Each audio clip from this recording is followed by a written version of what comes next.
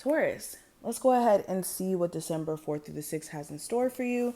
Of course, any information you need will be listed in the description. And let's get started. Okay, the card we have is Rewriting the Subconscious. And the back of it reads, there is more. There is more. The more I embrace feeling good, the less often I will feel bad. Let me reiterate that. This says, the more I embrace feeling good, the less often I feel bad. So this is all in what you focus your intentions or your energy on. If you're somebody who focuses on the negative, you're somebody who may, attract more negative into your life. And Spirit is saying, draw attention to how your subconscious may be wired and what it may cause you to do in terms of taking action on things. So, for example, somebody who is thinking more so in a negative vibration, when it comes to your career, for instance, you could be experiencing blockages in that arena because you have a hard time in believing in yourself or having confidence in decisions that you feel led to make in your career. So it could cause you to kind of be stagnated sometimes. Or in love, subconsciously, you may have a lot of built-in programs from what you've experienced where instead of you kind of taking more so just the gems from what you've experienced, you kind of are still carrying the trauma associated with those experiences. So it's like a need to rewrite the subconscious so that you can clear out blockages in your physical reality. Now, present energy, I have the gratitude card. So currently, a lot of you are stepping into a space of actually starting to realize how you need to be grateful for the personal process that you've gone through. A lot of you have came so far, especially in situations where you didn't really think you were going to make it out okay, and things have came full circle, or things are about to come full circle for you. I'm also getting the energy of you guys getting tired of somebody taking you for granted or not realizing what they have when it comes to having you.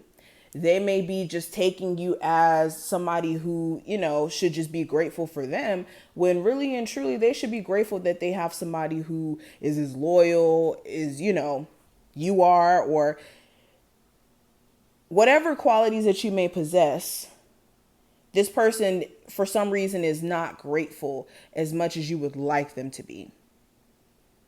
I'm hearing you're tired of being taken for granted. Okay. But when it comes to the overall theme for this time frame with the 10 of Pentacles, this is a huge focus around the home. You could be doing some things where you're changing up your home feng shui and making things different. You could be also trying to focus more so on family. There could be something going on with family, good or bad. And there could be a huge focus on like taking care of that and making that a main priority. Also like a long-term investment. This is like a business where you guys have been like gradually over the months putting your money into it, fueling it. This may be a time frame where you guys are really kicking it into high gear in terms of getting that business structured so that you could really like secure yourself via this business in the long term. So it's like you guys are building yourself up for long-term financial wealth, especially with a business that just makes sense for you.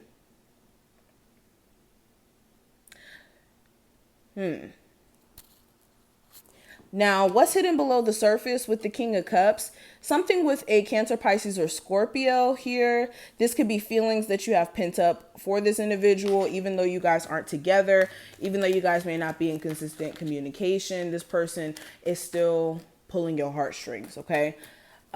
For others of you, it doesn't really have anything to do with the zodiac sign. I just see that you care about someone, and it's an influence that could be subconsciously affecting the way that you date. You may have a hard time really connecting with people because you may be ignoring the fact that you really want to be with a specific person. It's just a piece of you needs to rewire your subconscious. You may not be ready to date right now because of the fact that you have like just a negative view on being committed, or like a fear of committing to the wrong person, if anything. Also a need for you to take care of your emotional health. You could have things that are kind of like testy in terms of like depression and things like that. Like if you just move somewhere, even though this is a happier time, you could be like starting over in all aspects, especially if this is a new state. Now, the advice for you with the Queen of Cups, so we have the King and Queen of Cups right next to each other. There's a need for you to confront your emotional well-being, making sure that you're not ignoring what's going on below the surface with you emotionally, so that it doesn't come out in a moment where you're triggered, in a moment where, yeah, it's brought out of you randomly at the most random times by conversations. Like one little thing could trigger an emotional breakdown if you don't deal with what's going on below the surface with you, especially if there's like some mourning that you guys need to go through, or like unresolved feelings. Also, this is making sure you're not making decisions based off of feelings, just feelings, I should say. You should always have a balanced perspective on things, taking in consideration how you feel and also logic at the same time, not just making decisions based off of how you feel at the moment, because our moods change. You know, at this moment you may be going through it, but then tomorrow you may wake up and your energy's in higher spirits and you want to make a different choice. So make sure you're being aware of permanent decisions you may make in moments of being just emotional.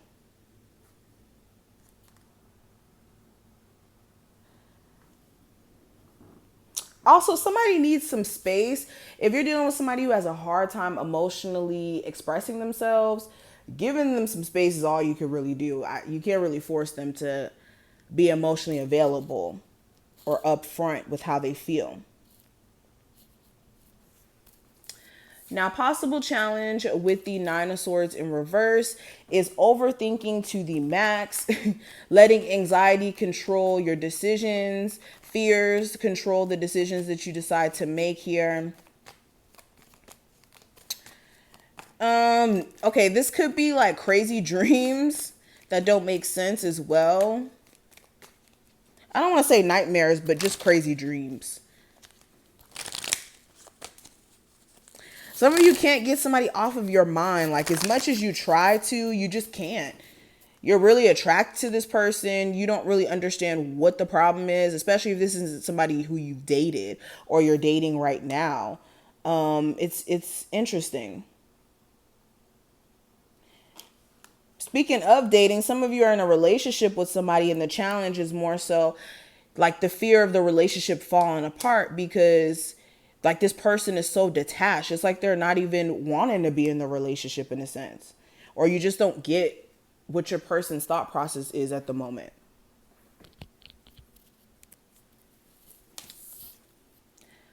But what's ahead with the Princess of Discs? A huge focus on yourself. Ooh. Not all the cards just fell on the floor like that.